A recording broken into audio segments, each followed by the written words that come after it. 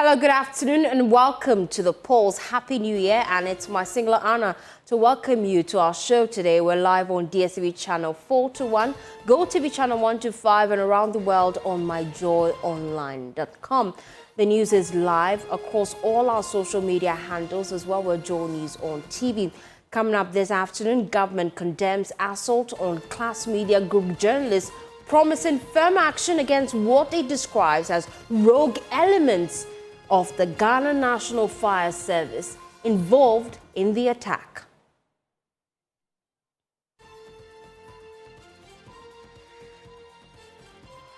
We have details as the Ghana National Fire Service says it has launched an internal probe into the incident. Also, this afternoon on the Pulse, more than 6,000 teachers threaten nationwide protests over 15 months of unpaid arrears. Failure to do so will leave us with no other alternative but to lawfully take to the streets to demonstrate and demand the justice we rightly deserve. We have details as the group gives government until the end of January to resolve the matter or face legal action. Also this afternoon, tributes pour in for late Member of Parliament Fayawasu East Nazar Toure Mahama as family, constituents and colleague MPs bid him farewell, describing him as a dedicated MP who worked hard for both Parliament and his constituents. He has paid his dues, he has contributed immensely, he has kept the constituency for us. He has won with commanding percentage. Very diligent in attending to business in the house. Even to the very last day that we went on recess, just about 2 weeks ago, he was with us. We have details from the National Mosque where his burial rites took place a while ago. Also this afternoon on the Pulse, minority criticized aspect of Ghana's statement over U.S. invasion of Venezuela, insisting Ghana may be flexing muscles it simply does not have. The only area where I believe strongly that it could have been out of the statement and still the point or the whole menstrual of the statement will still have been clear was where the minister is ordering a release of the president. We have details plus hear from an international law professor who disagrees. It's illegal. It violates the UN Charter. It violates various principles of international law, which will not be specifically mentioned in the UN Charter, but forms part of customary international law. These and more stories we have coming up here on The Pulse. The Pulse, as always, is brought to you by Defendro Cough Expectorant, Defendro Breathe Easy, Feel Better. My name is Faustina Safo. Please stay for details.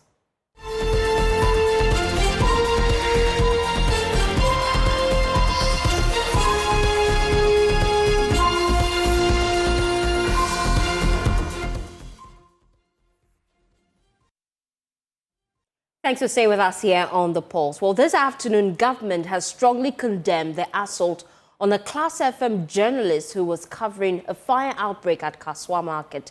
According to the Ghana National Fire Service, the blaze broke out at Kasoa New Market at around 4 p.m. yesterday, destroying more than 300 stalls with goods worth thousands of cedis.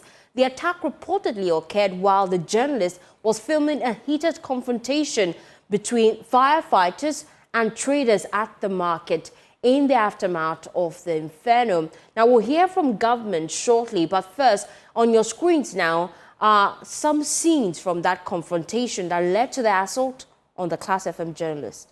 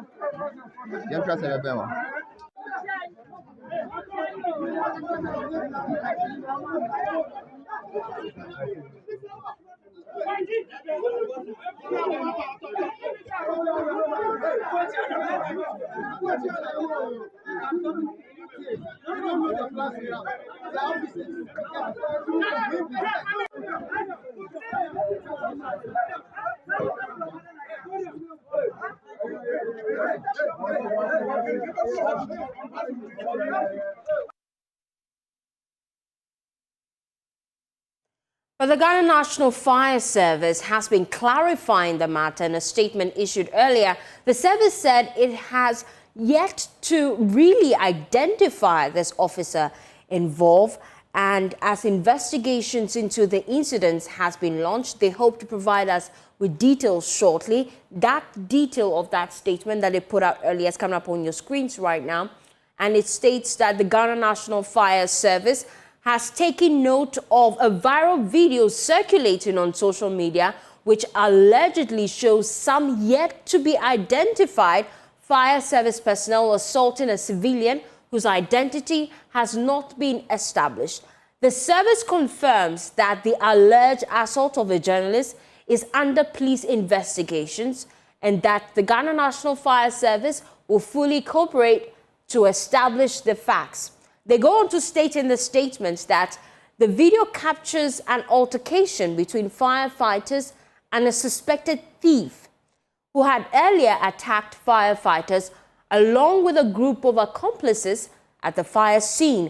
Management of the service has constituted, according to the statement, a committee to investigate the incident thoroughly and establish all relevant facts. So they tell us that the issue is currently under investigation. They go on to state that while the Ghana National Fire Service condemns attack on its personnel, it equally frowns upon any form of physical or verbal assault on civilians by its personnel, regardless of the level of provocation. It goes on to state that the Ghana National Fire Service therefore urges the public to remain calm and exercise restraint while the investigation continues. It then states that the Ghana National Fire Service remains committed to professionalism, accountability, and transparency in the discharge of its mandate and will continue to cooperate with the media and relevant authorities to ensure accurate public information. Further updates, according to their statement on the matter, will be communicated as necessary. So we're looking forward to that update as the Ghana National Fire Service clarifies that indeed that video in circulation is something they're looking into, and also they condemn the alleged assault on the journalists as well as civilians. We're joined right now, I'm told, Felix Kwatio-Fosu joins us live here on The Pulse. We appreciate your time and reacting to this on the incident on his Facebook page. Government spokesperson Felix Kwatio-Fosu condemned the alleged assault and assured that firm action will be taken against elements within the service found to have been involved. And that's on your screens as we speak. It says that the attack on class media group Samuel Ado by some personnel of the Ghana National Fire Service is most unacceptable, and I condemn same. Firm action, he says, will be taken against the rogue elements who carried out this attack. So we're hearing from government that this is something they're looking into. We would also be looking into this, just trying to get the facts right. We'll be engaging the Ghana National Fire Service. We're also trying to get the journalist involved just to confirm his side of the story. Desmond Aka is joining me now. He's with the Ghana National Fire Service PR department. We appreciate your time here on The Pulse. Let's get some facts right. What exactly happened? Unfortunately, we seem to have lost connection to Desmond Aka. He's from the Ghana National Fire Service. He's joined us just to give us clarity as to what exactly happened. They have done some preliminary investigations into the matter, though they tell us in their statement that the fire service personnel, which you can see on your screens, assaulting that civilian, is yet to be identified by the fire service. But they tell us that they condemn this act. They tell us that they're investigating the matter. They've handed the issue to the police, especially with concerns about the assault on a journalist, and they're looking into this. We've heard from government as well, telling us that the rogue elements within the Ghana National Fire Service will be dealt with accordingly. We've also been seeing posts from Class FM acknowledge indeed that one of their own has been assaulted. We understand that we're digging into this to find out his current state and find out if he's indeed okay. Any form of assault, physical, even verbal, is worrying for journalists, especially because this is a new year. We do not want to start on a bad note. So we're just getting connection now to Desmond Aqua, just to get the actual events and what exactly transpired from the Ghana National Fire Service perspective. We'll also try and get the journalist. I know that it's quite difficult for him, whichever form of assault he actually went through. We will try and get into his mind, find out what exactly occurred. We understand that the video we're seeing in circulation is a video the journalist in question who was assaulted was filming, and then we understand that his phone was seized from him. We're just trying to get in touch with the Ghana National Fire Service to find out if indeed his phone has been returned, find out what exactly happened and what internal measures they are taking to ensure they identify the fire service personnel involved in this. We've been hearing from government. They say they're looking into this. So whilst we work the phone lines, it's imperative we just look at the statistics. This is not the first time a journalist has been assaulted. And we know that journalists have been assaulted, quite a number of them within the past 12 months, especially if we're taking data from January till date. We've been digging into that. Our research team has been digging into that as well. And so we'll bring you that data just to look at the number of individuals who have been assaulted in their line of duty. My very own colleague, Carlos Coloni, assaulted as well. We'll have a conversation on what this means for journalists in their discharge of their duties and what exactly the implications are if culprits walk scot-free.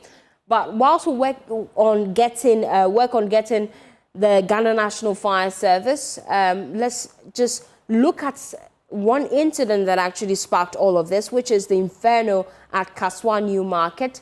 The Ghana National Fire Service attributed the blaze to an electrical fault. We've been on the ground. A similar fire incident affected the same section of the market last year, while some traders have accused the fire service of responding late to the emergency. The service says its personnel encountered several challenges upon arrival, which hampered their response efforts. And we've been on the ground. My colleague has more in the following report. We are live at the Kasoa New Market in the Ewutu-Senya East District of the Central Region. Yesterday at about 4 p.m., the Ghana National Fire Service received a distress call about a fire incident at this market. We are told that over 300 stalls have been affected, and the traders are here today, very distraught. The MP for the area was here, is currently actually here assessing the situation with the fire service, the police, and some of the shop owners as well. We are told that when the distress call was sent to the Ghana National Fire Service, it took them a bit of time to get here, and so most of the shops got burnt. And the young men in this community say that they were the ones who actually came in to actually help solve or douse the blaze. Now that's the situation here, and you can see some of these traders, affected traders here. They are sitting here waiting to hear something from the MP. I'll be speaking to some of them. Well, they are dodging the cameras, but we understand that goods worth thousands of cedis have been destroyed, and they are pleading with the MP and the local authorities to come to their aid. What exactly is going to happen next? The MP says and the NADMO says they are actually putting together the details of the affected traders to know the extent of damage and see what exactly they can do to help these traders. Let me engage some of them. Welcome to Joy News. Tell us exactly what happened yesterday. Then I would say a fire incident in Wasem. Say, yeah, ben, new market. Today we are saying, honey, the Tia Jamaica, near Bansu Yabana, Yaman, Ash, Yaman, Mrs. Stan, Yaman, when you people.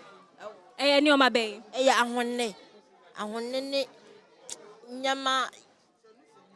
Just on the bag, and now, Nina, Never see a amounts be saying. Canada, yen to me, emboss. Your tongue, I dance, so you just shut a scared Yamani bimu. Yen to me, kind sky, a woho. Now, more insurance and kebet my boamo satime. Oh, inshallah, See, say, as a mere see, then I'm obey a home. say, yes, someone. Yes, sure, they are found a man. What's sister noni insurance for na kahwasem? A yellow for a fire, yeah. Na sem no abane so saying. And the Duncan, Onya way cry, oh, peeping tea. Ne a course of Sicily, I am man, I before no so crochet. I say, no. So you heard me speak to the sister of one of the affected traders. She said that when her sister heard of the incident yesterday, her BP went up and they had to calm her down. And now she's at the market today trying to find out exactly what happened and what she's going to do next. The good thing is that she says her sister has insurance and she's hoping that the insurance will cover the incident. Let's speak to more of the traders as well. Let me come here and speak to some of the traders. You are live on the Joy News channel. Please, yes. So yesterday you heard about the fire incident. How did you take it? It wasn't easy at all.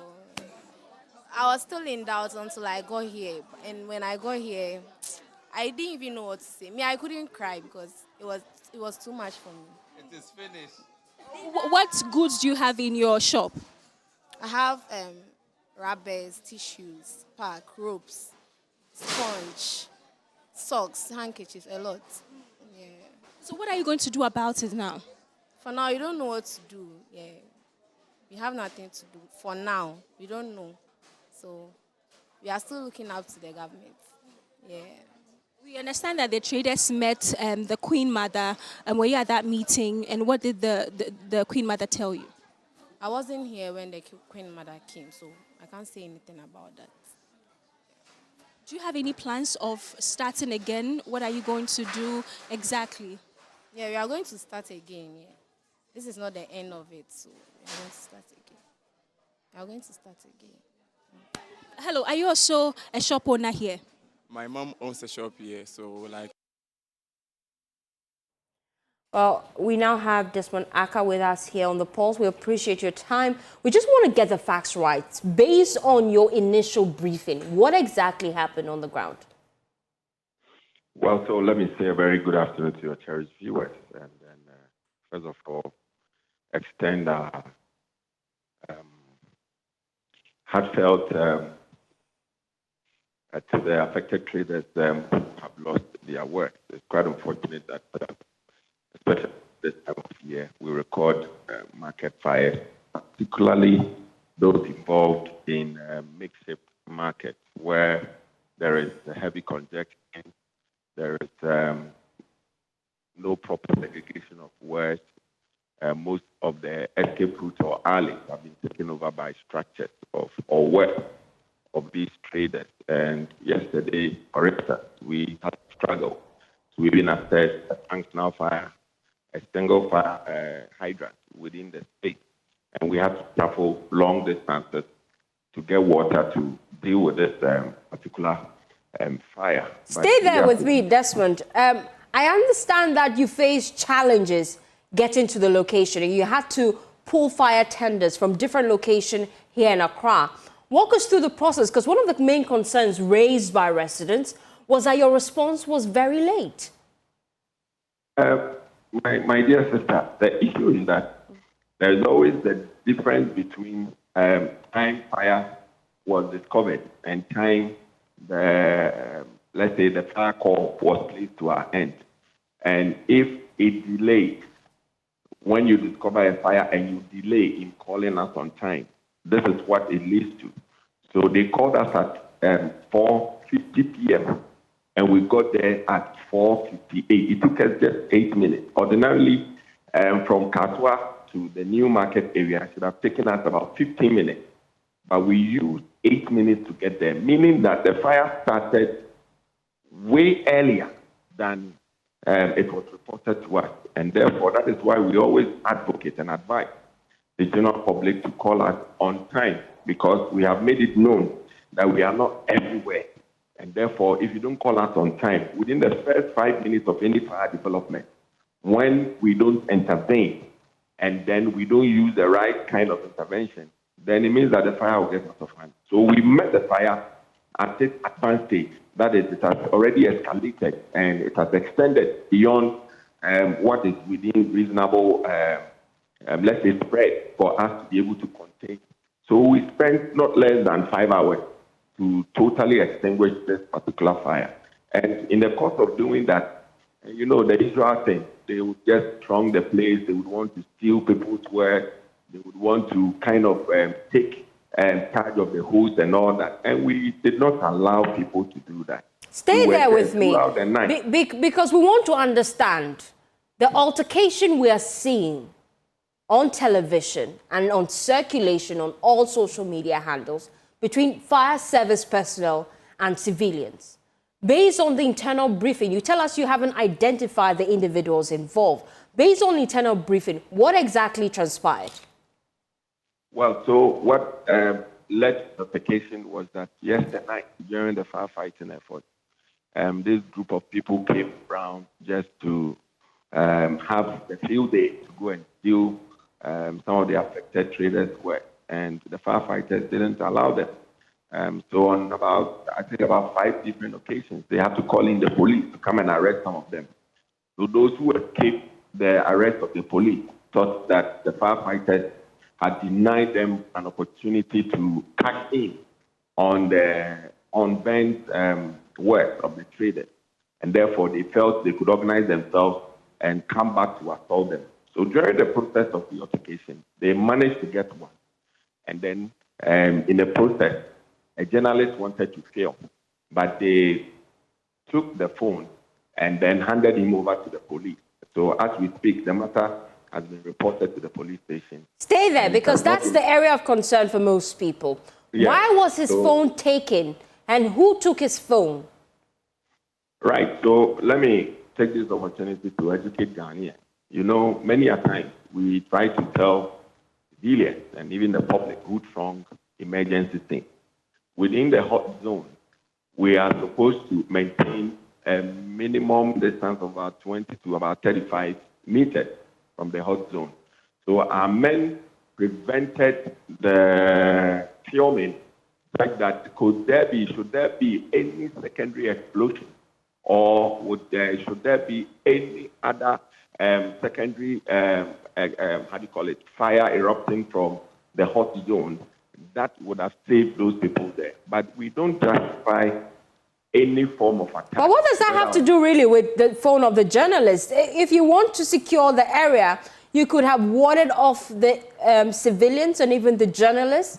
But why seize his phone? Yeah, so as trained officers, when they seize the phone, the best place to have gone to was the nearest police station, of which they did. They never assaulted anyone.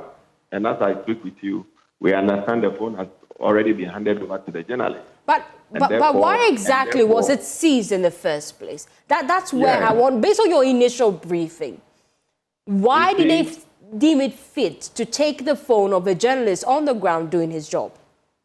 we have the responsibility to protect people who throng the hot zone and ensure that they are not affected by the activities in the hot zone. And his phone was a threat to fire service personnel. Is that the case?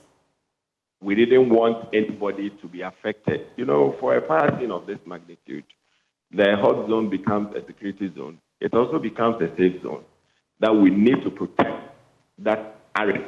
And therefore, if we suspect that anything untoward could affect the life of anybody there, we need to be able to protect such individuals. That is how come the person who was trying to even go inside the hot zone to even steal was denied the opportunity and was whisked away to prevent any bad situation from happening. And therefore, we needed to do that to even save the life of the journalist. So it wasn't that the journalist was assaulted, but we are happy that the incident has been reported to the police and investigation is underway. And therefore, we would want to even caution that going forward, we would ensure that the safety protocols with regards to management of the hot zone will be strictly enforced at every fire scene so that we don't put lives at risk. Desmond, stay with me because you have a lot of answering to do for me this afternoon. Joining me now via Zoom is the journalist in question who was allegedly assaulted. Samuel Addo, we appreciate your time here on The Pulse. Tell me, what exactly happened when you were covering that fire incident at Kasoa Market? Yeah, after reporting on the morning show, I decided to get closer to the fire service personnel and also get to know whether they've been able to ascertain what brought about the fire. So in a few meters to get to them, I saw them dragging the civilians to where their fire tender is and then assaulting them. So I decided to take coverage of what is happening or the incident. Then all of a sudden, one young fire personnel approached me, and I identified myself to him as a pressman. So he went back. Then within a few seconds, he came back with Oh dear, we seem to have lost Samuel. Samuel, I have key questions for you. We want to find out if you can identify this personnel in question because the fire service doesn't seem to identify one of their own. So we have questions we need to ask them, and gladly we still have Desmond with us. We're reconnecting the line to speak to Samuel. He's just been narrating his side of the story. He tells us that on that day while he was filming, a fire service personnel approached him. We were just about to get what happened next and we lost him. We're hoping to reconnect the lines, but hopefully he can tell us what exactly happened and what led to the seizure of his phone. We're just getting updates from government that they'll be probing this incident. We're looking forward to that. We're hearing from the Ghana Fire Service tell us that they've already opened their internal investigations. Thankfully, we still have Desmond Aka with us just to answer some questions that we'll be posing to him once we've heard from Samuel and his account of things. I understand that we're still working the lines to get Samuel. Whilst we do that, I still have Desmond with us. Desmond, we're hearing from the journalists in question tell us that they have seen these individuals who have approached them. Are you working with him to identify the individuals involved in this act? Well, so since our internal investigations have started, it is not going to be any difficult thing for us to be able to identify our own personnel. So if it is established that they have violated any laws of the country, internally we will deal with them and then also subject them to any law required so that they face the law so that it becomes deterrent for any firefighter who may want to assault any civilian in that manner. Would also take a cue from that. But we want to emphatically state that we don't condone any attack on any firefighter, nor are we going to encourage our own people to also assault any civilian, no matter the level of... And that is the issue of concern here. We see in the video in circulation on social media and even on our screens that the firefighters involved we can identify them, can you not? Based on your initial findings, why is it so difficult to identify these individuals? No, like just as I said, just a few moments ago, I just said that it will not be very difficult for us to identify our men. And therefore, once internal processes or investigations have commenced, we would be able to do that and let them face internal disciplinary measures. And therefore, if it happens that we need to subject them to any higher laws of the country, why not? We will do so, just as to serve as deterrent. But one thing must be made clear. We have been in this country. The firefighters' life hasn't mattered that much to the public, the general public. Most often than not, people disrespect firefighters. People say disparaging things about firefighters, and we don't see such support for firefighters. Firefighters, mind you, are people with families. They have loved ones, they have relations and all that, but they are working under strenuous conditions with limited resources. But many a time, we see firefighters being assaulted verbally and then physically. And we do not have such support from the media as we are seeing now, even though we've not assaulted any journalist.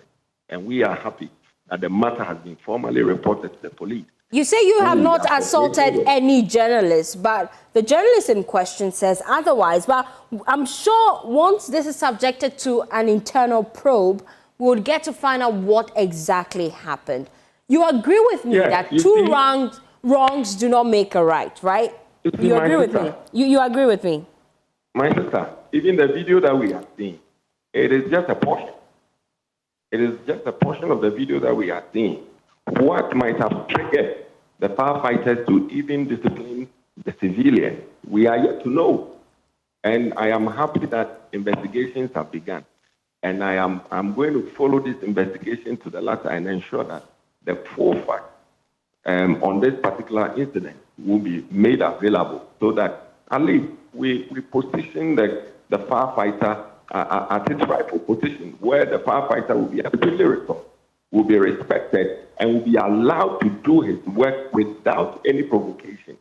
Because when we give the firefighter the opportunity to be able to serve his mandate, that is where you are able to get the best out of it. But this part of our country, we are the least respected among the security forces. Is it that because we don't hold guns? Is it that we don't exert force when people assault us? Is it that we should be trodden upon and then not be respected? No, I don't think that is right. So in as much as we don't support that assault on that civilian, we are going to ensure that our officers who will be found culpable will be dealt with according to internal processes or internal disciplinary code. And that is an assurance I want to give you. So much, Desmond Aka, for your time here on The Pulse. We're still working the lines to get in touch with the journalist in question, just to get his side of the story.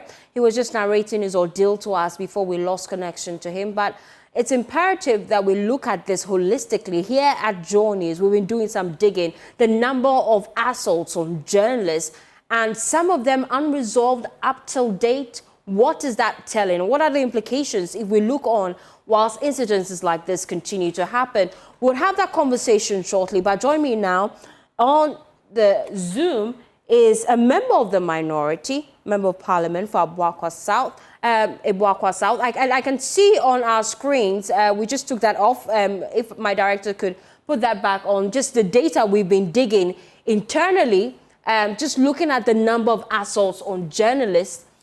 We can see at least 14 journalists have been assaulted. And this is data collated from January 2025 to January 2026.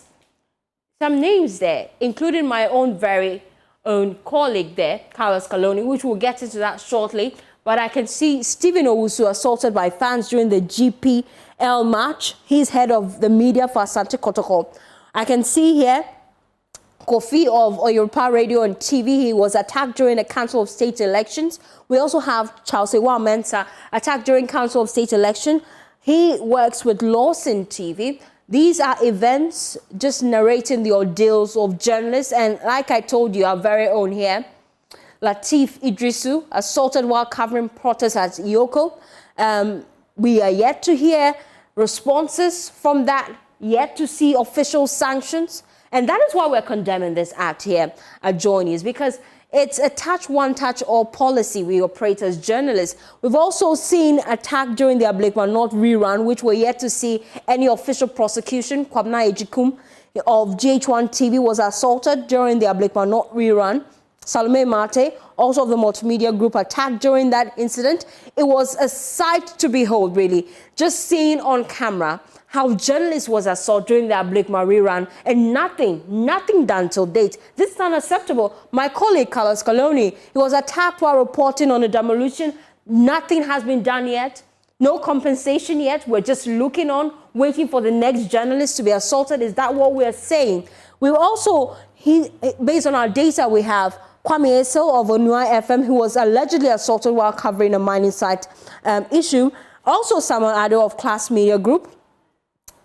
Today, the man that we are talking about today, attacked while covering a fire incident at Kasoa New Market. And so when we are discussing issues like this, we're not discussing it in a vacuum. We're discussing it because there are concerns about continuous attack on journalists. And the fact that some of this assault goes, really, the perpetrators walk free. We see state actors tell us that they would investigate the issue. We hear them tell us that, we'll look into this. The culprits will be punished. But in actual fact, are they really punished? Let's bring in a member of the minority, member of parliament for Iboakwa South. We appreciate your time here on The Pulse. I'll first of all get your thoughts on this, Dr. Kingsley Ajiman. We're seeing continuous assaults on journalists. The number seems to be on the rise with very, very little prosecution. In some cases, none. How do we nip this issue in the bud? Thank you very much, and a very happy new year to all your cherished viewers and listeners. Any assault... Happy New Year, really, but it's quite a sad way to start the year.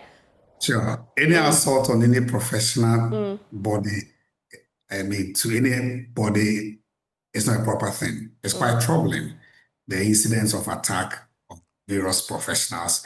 I think just this morning, we heard that some teachers have been attacked.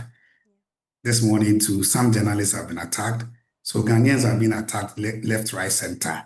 I think it's a constitutional provision that the president must protect lives and property. So we'll nudge him, we'll continue to nudge him and pray that he yields to that constitutional provision. Very, very unfortunate, because nobody should be attacked while they are pursuing their career. It's a backward activity that does not need to be encouraged. A backward activity, you say, that should not be encouraged, but we keep seeing it reoccur, and the pattern is worrying. How can we ensure that this do not reoccur, especially when actors walk freely? What systems should be in place to protect the assaulted? I mean, the law courts are there. Where there is strong evidence to the contrary that a person has been attacked or assaulted in one way or the other, I think that our laws are very clear on battery and assault. Those individuals have a responsibility to ensure that they take the perpetrators to book.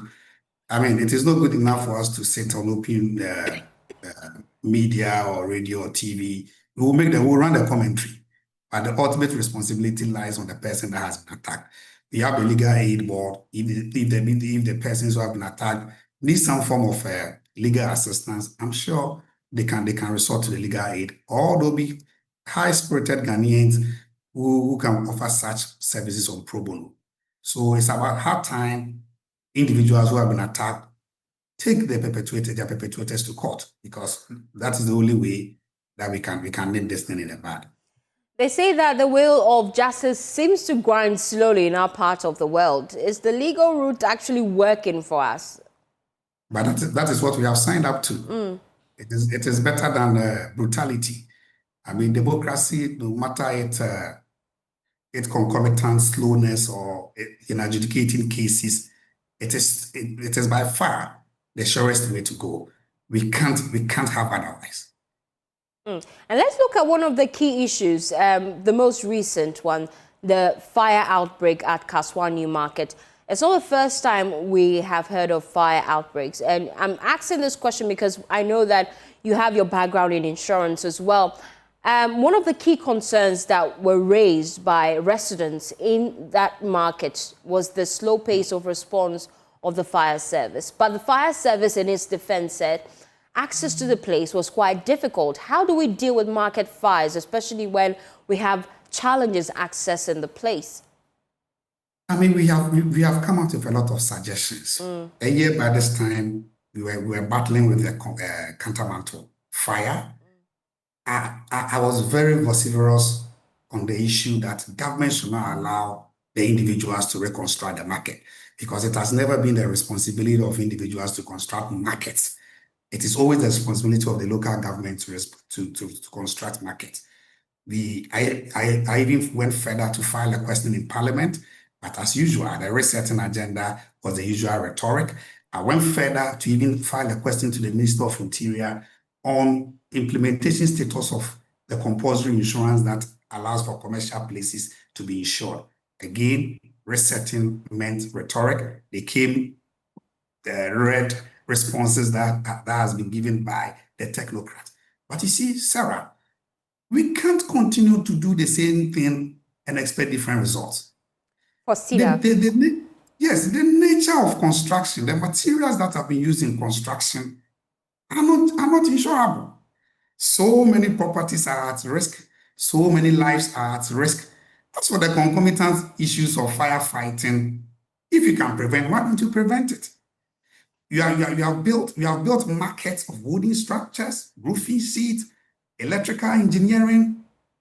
I mean, we didn't take into account anything. I don't know what is wrong with us as a people, because we have a case, KJTR Phase 1, properly constructed, with fire hydrants all over, automatic sprinklers, fire alarm systems that are able to mitigate some of these fires when they even want to come up. Why can't you repeat same? Why can't you repeat same? So I think the government is slow in responding to this, or maybe over the years, we've been slow in responding to some of these issues. They will continue to come. Sokoban Wood Village in Kwadaso got bent. They are constructing the same wooden structure. Go to Cantamanto now. It's the same thing. We are just preparing ourselves for the next fire. So, you've called me. I'll talk about it because I need to talk about it. But the power does not lie with me or my government or my party to ensure that there's strict adherence to the rules that we have apprised ourselves to. Very, very, very unfortunate. So many properties have been lost through this fire. So many households are going to have their income depleted when it could have been constructed very well and at the same time insured. Because but who should have led the construction efforts? It's a local government thing. Markets are regulated by the local authorities. So we should not allow this reconstruction to be done by the traders. Other than that, we are setting it up for another fire. Are you aware that, I mean, look at the hazardous nature. Every material that was used in the construction was just waiting or was in patience for a fire to erupt. So why are we acting up surprised? More fire will come. More fire will come. For how long are we going to continue to do these things? And when attention has even been drawn, Parliament is a place of record. I filed a question to the Minister of Interior on implementation status of compulsory fire insurance. Another question was filed to the Minister of Local Government on the construction of local markets. Kasoa lies within a municipality or a district assembly. And these markets, these public markets, is the responsibility of the local authority. And what are the responses? The parliamentary hazard is the usual reset rhetoric. We'll do this, we'll do that, we will ensure. So they've assured you they'll look into your concerns. But if the concerns were looked into, Cantamanto has been constructed by the traders. Is Cantamanto not constructed by the traders? Sokoban Good Village in Kadaso has not been constructed by the traders. So if tomorrow we wake up and there's fire at Cantamanto, what will we say? But billions of cities. In this situation where the construction has already taken place, Do you propose government pull it down and construct something new? Is that what the minority is pushing for? That is not the minority's position. This is my professional position. Okay. Because that is the proper thing to do. Why did we even allow it to occur in the first place? If the government does not take an action, what it means is that the government is preparing itself or aiding the traders for the fire to be, for the market to be bent again. Kasoa is under the blaze now. Is the government going to look on for the traders to go and reconstruct the market all by themselves using the same materials? So it's the same thing. Ghanaians are good at commentary. This government is good at commentary. We have done this, we have reduced this, we have done this. Same time last year, there was fire, there were fires. These are reported ones. There are a lot of fires that even happen that they don't get to be reported. Fires in the other commercial buildings. You don't even multimedia, you have to have a commercial compulsory fire insurance. As to whether that is being adhered to, that response was given by the Minister of Interior, which was very, very, very out of place. Because you could see these are mere rhetorics, textbook responses to practical issues. Oh, but as multimedia, we're law-abiding citizens, so I'm sure we have all that. I hope so. But we appreciate your time, Dr. Kingsley Agyeman, here on The Pulse. He is Member of Parliament for Iwakwa South. We appreciate your time. We're still trying to reconnect the line to Samuel Addo just to hear his vivid account of what exactly happened. You're still watching The Pulse. And when we return after this quick turn, we'll be delving into that. Plus, tell you why the coalition of unpaid teachers have issued that strong warning to government to either pay up or they storm the streets. Please stay with us.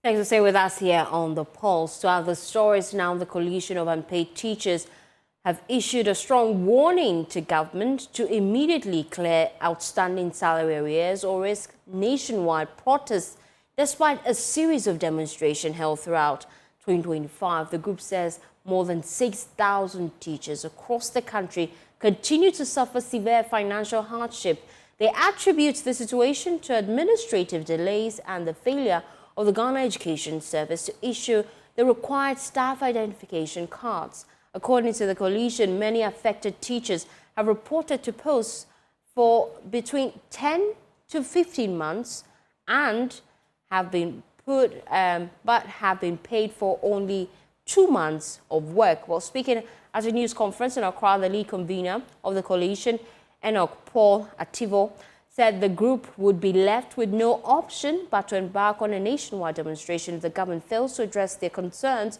by the end of January. We firmly call on the government of Ghana, the Ministry of Finance, the Ministry of Education, the Ghana Education Service to urgently address the following through this press briefing. 1. Payment of all outstanding salary arrears. All remaining staff identification numbers. 3. Correction of assumption of duty dates. 4. The rectification of errors in ranks, points, and management units. 5. Inclusion of missing names on both the master and the revalidation list. 6. Validation of teachers who have staff identification numbers but remain unvalidated. And finally, payment of arrears to validated teachers whose outstanding salaries have not been captured on the e-pay slip. We expect these matters to be comprehensively resolved within this month of January 2026. We cannot wait any longer, given that the majority of our colleagues who began work alongside us in September 2024 have received their full salary arrears with effect from September 2024. We urgently need our outstanding salaries to settle accumulated debts, pay our rent, cover healthcare expenses, and meet our basic living needs amid the mounting responsibilities we face. Failure to do so will leave us with no other alternative but to lawfully take to the streets to demonstrate and demand the justice we rightly deserve. Well, join me now via Zoom is the convener of the Coalition of Unpaid Teachers, Enoch Paul Ativo. We appreciate your time. We're just wondering, since you know that it's a verification process that is delaying the payment of your arrears, why not patiently wait on government to do same? All right, thank you very much, and good afternoon to your viewers. We've waited on government for the past 14 to 15 months after being employed by the Ghana Education Service. In fact, usually it shouldn't take more than 3 months, 4 months for you to be placed on the payroll. It's quite unfortunate in our situation, there was a change in government that led to the process being halted. So we were just trying our best possible means to seek redress to our issue so that we can be placed on the payroll. For the verification or the revalidation, we did that in March 2025, and we were assured that with that being done, we will be placed on the payroll should clearance be given by government. And based on the briefing you received from your employers, what exactly are they doing as we speak, and where have you reached when it comes to negotiations? Okay, so in October 2025, a new clearance or clearance extension was given that was used to pay some of our members. Unfortunately, only 1 month's salary payment came. We went back to our employer in November that, why did you pay 1 month? And what we were told was they had some technical challenges at Controller and Accountant General Department.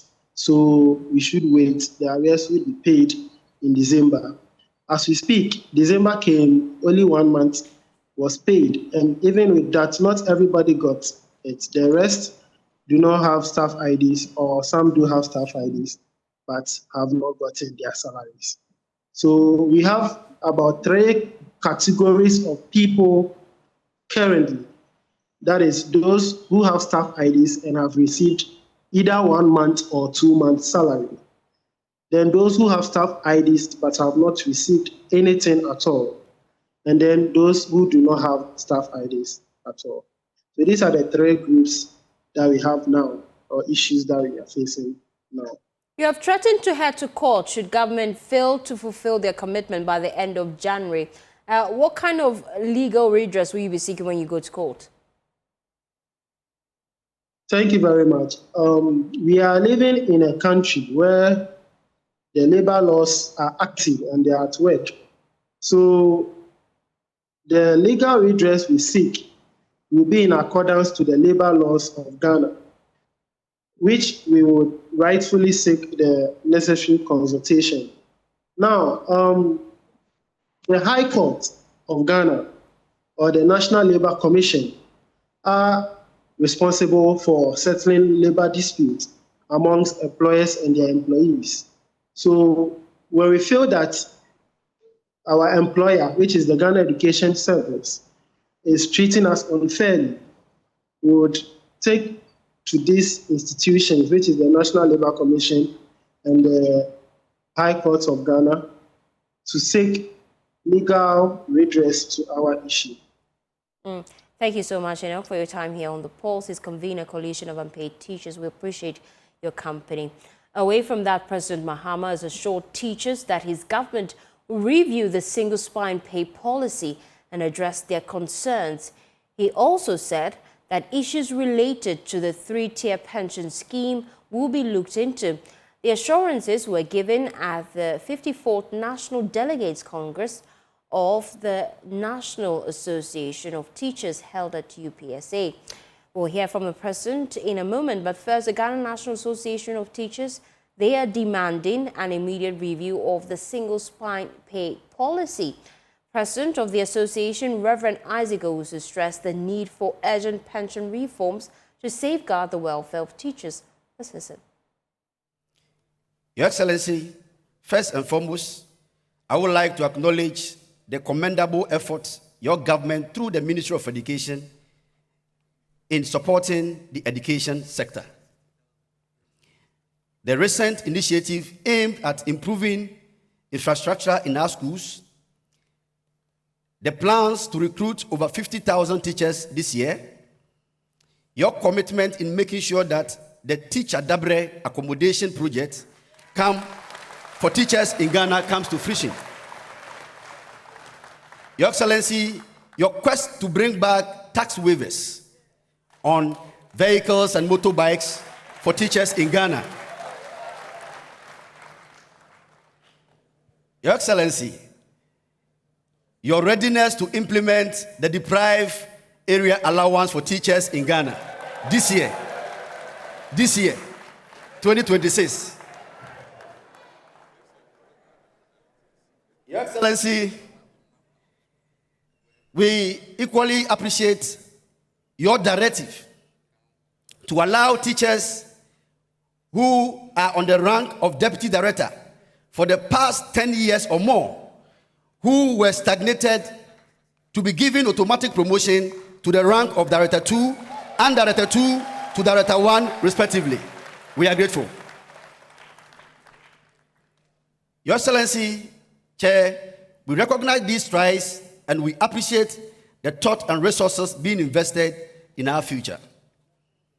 Your Excellency, however, New Year message for you. As we celebrate these achievements, Your Excellency, we must not shy away from confronting the present challenges that continue to hinder our progress. The dedication of our teachers is unparalleled, yet they remain the backbone of the system and often underappreciated and overburdened. We face an ongoing crisis regarding the condition of service where many teachers struggle with inadequate salaries that do not reflect their hard work and dedication. Chairman, Your Excellency, it is incumbent upon us to address these issues head on. Your Excellency, we therefore demand the following. 1.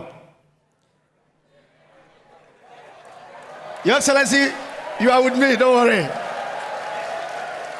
Your Excellency, we therefore demand the following. 1. An immediate review of the single spine pay policy. Your Excellency, an immediate review of the single spine pay policy within this year to reflect your government resetting agenda.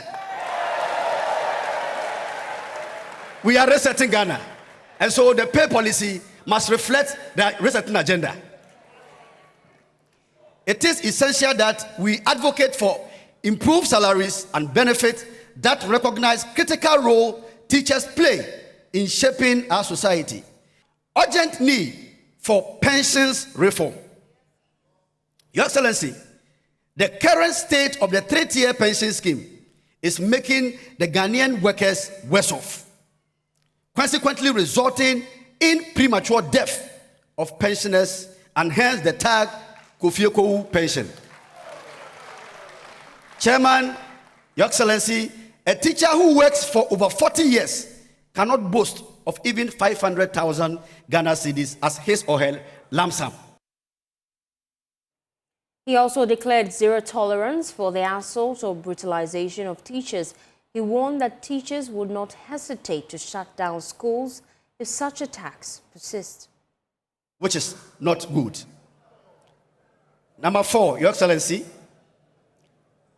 there is a need for urgent need on the part of the employer to make the workplace of teachers safe and secure. Your Excellency, of late, teachers' risk of being attacked and assaulted by individuals or group of persons, including the student in the community.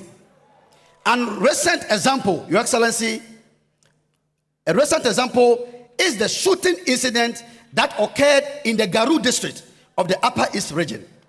Your Excellency, the late Yaya Bukari was a teacher and a NAT member who was a district treasurer of the good people of Garu district and was shot dead in line of duty. Your Excellency, but for the intervention of this teacher, a lot of school children could have been killed. Because when these unknown men were shooting, the children were break time and they were playing. So this innocent teacher rallied the children to get into the classroom. And unfortunately, he died this painful death. But until today, we have not heard anything from the employer. Your Excellency, with the greatest of respect, we have all the 16 regions, they are representative here. If for nothing at all, this one, Yaya Bukari left a wife and 4 children. He died in line of duty. Today, let's break protocol and make a declaration when it gets your time, because this is the biggest platform. Well, President Mahama responded to the concerns raised by NAT. He assured teachers that his government will review the single spine pay policy and address their concerns. He also stated that the issues relating to the 3-tier pension scheme will be looked into.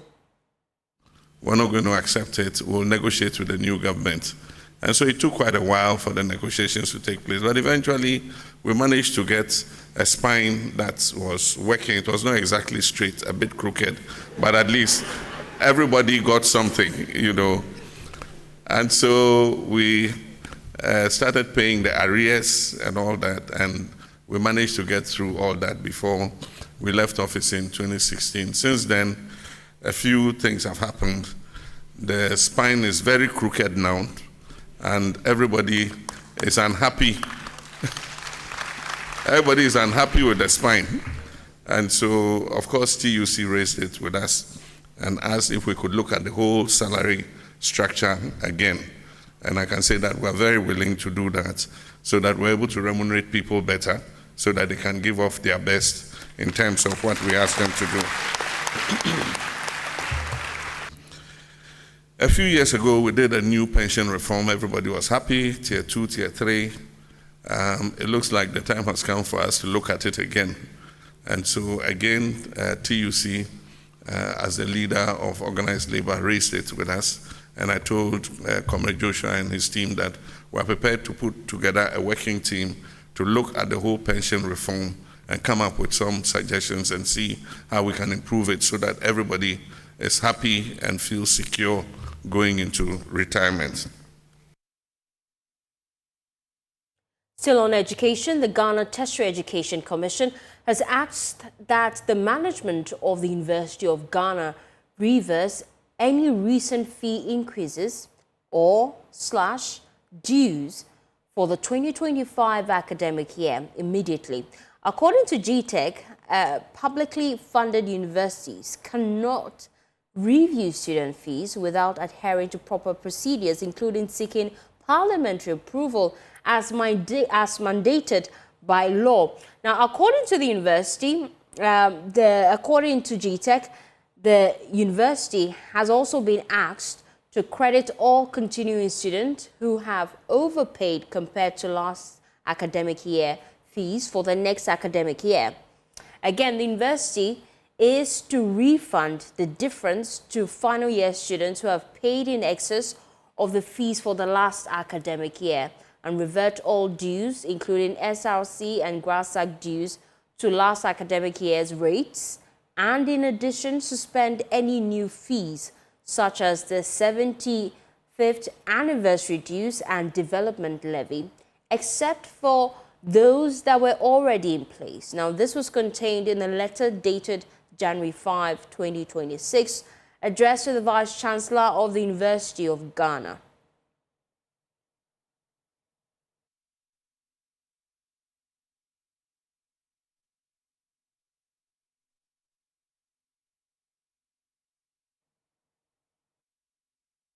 We've made attempts to reach out to the University of Ghana management to respond to this officially.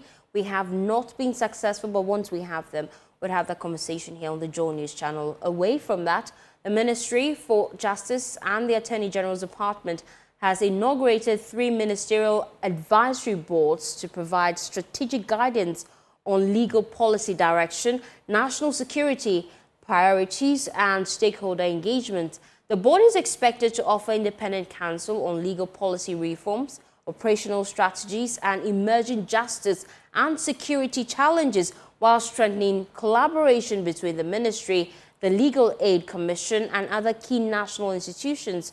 Speaking at the inaugural ceremony, Deputy Minister for Justice, Dr. Sremsai, said government aims to expand funding sources for legal aid services nationwide. The following report has more. Do in the name of the Almighty God swear that I will not, directly or indirectly, communicate or reveal to any person any matter which shall be brought under my consideration. The 3 ministerial advisory boards, made up of senior government officials and legal sector experts, are expected to support reforms within Ghana's justice delivery system. The board will advise on policy adjustments, improve coordination among justice sector institutions, and help address emerging legal and security challenges. Speaking at the inauguration in Accra, Supreme Court Judge Justice Gabriel Palman underscored the need for stronger supervision, accountability, and efficiency across the justice sector. You would all agree with me that at this present moment, the Attorney General, the Office of Attorney General and Minister of Justice have a huge mandate to discharge. Deputy Minister of Justice, Dr. Justice Sremsai, noted that government remains committed to improving access to justice, particularly through the expansion of funding sources for legal aid services nationwide. We have noticed that one of the biggest challenges that the governing board, the Legal Aid Commission has is funding. So we selected individuals who have track record in raising funds from civil society or international organization, human rights organization to back its activities. So we carefully selected these people to address specific challenges that we know the Legal Aid Commission has been facing over the years. We hope and believe that they will be able to bring on board the necessary funding arrangements and programs to make the legal aid very successful. Government says the establishment of the advisory boards form part of broader efforts to strengthen legal governance, enhance institutional collaboration, and ensure that justice delivery remains responsive to national needs. Stephen Mensah's report for JoyNews. The Driver and Vehicle Licensing Authority has dismissed allegations of impropriety in the award of contracts for the production of vehicle plate numbers, insisting the arrangement is an extension of an existing agreement and permits subcontracting among local embossers. Now, the clarification follows accusation of malfeasance leveled against the authority by the Vehicle Embossers Association. Speaking on the AM show, Director of Corporate Affairs at DVLA, Stephen Ato, dismissed suggestions of impropriety, stressing that the authority has acted strictly within the law. These are beautiful plates. And we've had friends who engaged us who wanted to register their cars. They were anticipatory. They were in wait for us to come out with it. But DVLA is a law-abiding institution. In fact, our conduct at DVLA is regulated by law. Yes. If we do anything that is outside of the law, anybody can take us. As for that. Yes, so we do appreciate the enthusiasm, and we love the fact that Ghanaians have embraced the plates and the technology we sought to bring out. We can only apologize and indicate that, yes, it is not only on our part that we were not able to roll out the plate. It is because of the legal challenge we have had to do with the amendments proposal that we sought. You see, if we don't bring the public up to speed as to what we want to bring out, I doubt the enthusiasm you had with us, you have it with us again. If you wake up one day and realize that DVLA has amended their allies, they are introducing a new plate without you even knowing what is going into it. Meanwhile, the DVLA has confirmed a delay in the rollout of its new high-security vehicle number plates, originally scheduled to begin in January this year. The authority says the setback is due to ongoing legal and parliamentary processes yet to be completed. We finished with all the designs. We made the inputs to the amendment, what we needed specifically to be done. So, for instance, when we decided that we are coming out with a plate that has the region or the country, so you have Republic of Ghana on the plate. The existing plate does not have that. The government has an agenda to commercialize the use of motorbikes. Okay. So there you needed amendment in the Parent Act, which is the Road Traffic Act. That act was done. But the LI 2180 amendments did not mature. Okay. At the point, part of the discussions has to do with the fact that the LI had been in existence since 2012. There is a multi-agency LI. So DVLA has its portion. The MTTD has its portion. National Road Safety Authority has its portion. And a lot of amendments have been done over the years to get all these institutions functioning. So at the beginning, part of the argument was to the effect that, okay, why don't you overhaul? Because the LI has seen so many amendments so that it would incorporate all the amendments that have been done into a single document. Away from that, family, constituents and colleague members of parliament have bid farewell to the late MP for Ayawaso East, Nazar Ture Mahama. A while ago, the MP passed on in the early hours of Sunday at the Kolebu Teaching Hospital after a short illness. His burial rites have just concluded at the National Mosque at Kandahi in Accra, where a number of colleague MPs have eulogized him, describing his demise as a great loss to the NDC and Parliament, as well as his family. This is a very big blow to the majority caucus and Parliament as a whole. Well, we just began 2026. Nobody expected that this sadness will hit the caucus. I know this hassle of going for by-election and this kind of attacks on individuals is not the best. And if you remember, when we were rising, he was the person who moved the motion for the work plan of GNPC. So it turns to he was in good health. Though he has some challenges, that is personal issue that we can't discuss them. But nobody expected that it will happen at this time. Well, in the last parliament, Honorable Nazar was our vice chairman and I was secretary of the caucus, so we worked very closely. And Greater Accra Caucus, yes, we're the largest caucus. And then in this current parliament, when Honorable Nilante, who was our chairman, left, he became chairman. I was still secretary until my appointment as minister, and then Honorable Ashai Odampton replaced me as secretary. So I've worked very closely with Honorable Nazar. He's a big brother. He's a big pillar in the region. He was not just our colleague in parliament. For those of us in Greater Accra, he was our father. What I saw in him was that he was a man of humility, very unassuming, very, very, very down to earth, very connected with his constituents, and above all, a very resourceful person, very resourceful, but very honest. If you say he's a grassroots person, connected and very resourceful, what exactly do you... What I'm saying is that he was an astute businessman. People who don't know, he owned a number of business, entities. I got closer to Honorable Nazar because he was friends with a very good friend of mine called K.T. Wilson. They both lived in Japan. Because of that, we became friends and was exchanging pleasantries in the Japanese language.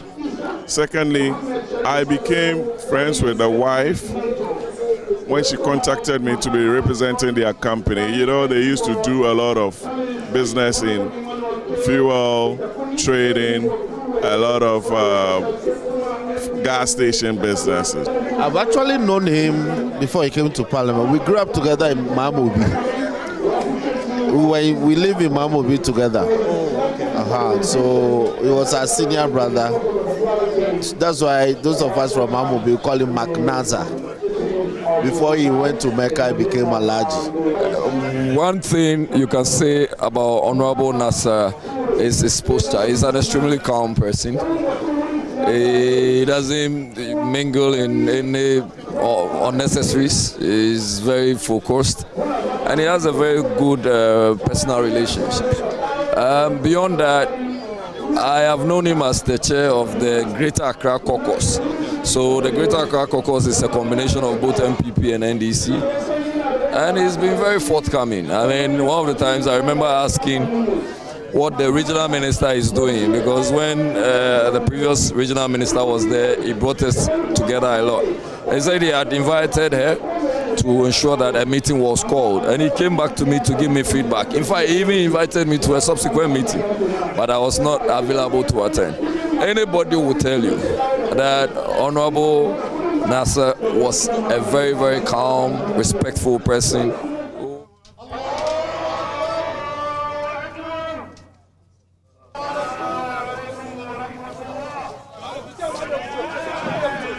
And so there you have it.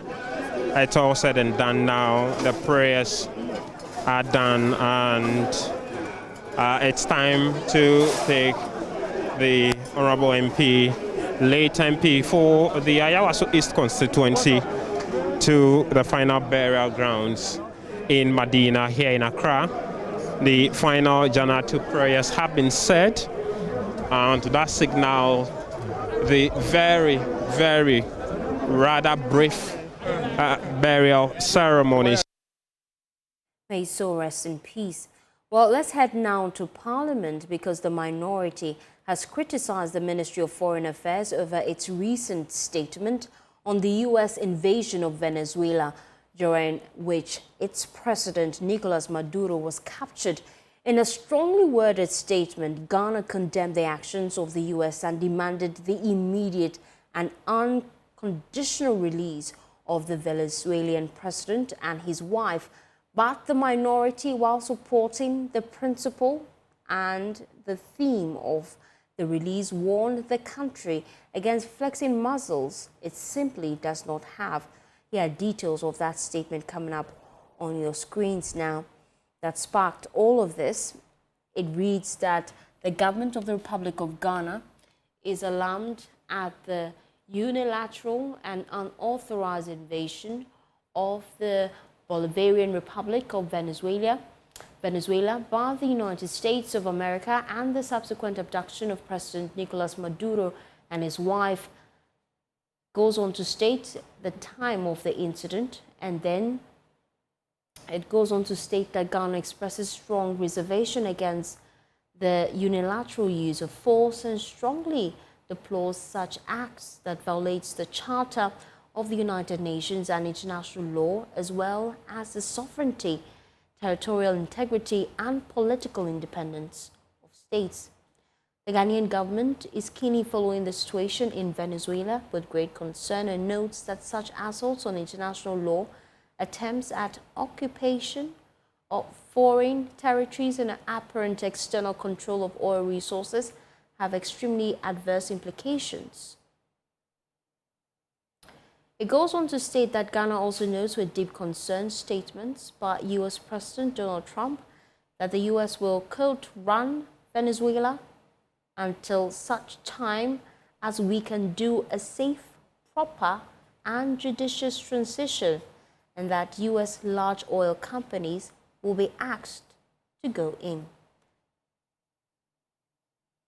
They state in that statement that these declarations are reminiscent of the colonial and imperialist era. They set a dangerous precedent for the global order. Such colonial ambitions should have no place in post-Second World War era. So that is a statement put out by Ghana. It just wraps up by saying that Ghana is calling for immediate de-escalation and the release of the president of Venezuela, Maduro, and his wife. Well, that statement has been really in the public space circulating, individuals have been commenting about it. The deputy ranking member, for example, in the Foreign Affairs Committee of Parliament and MPP MP for Busumi Freho Nana Asafoije, says the statement sounded like a small animal barking at a lion. Only area where I believe strongly that it could have been out of the statement and still the point or the whole menstrual of the statement would still have been clear was where the minister is ordering a release of the president. For me, it sounds like a puppy standing in front of a lion, a big lion barking. The minister is just flexing muscles when he doesn't have.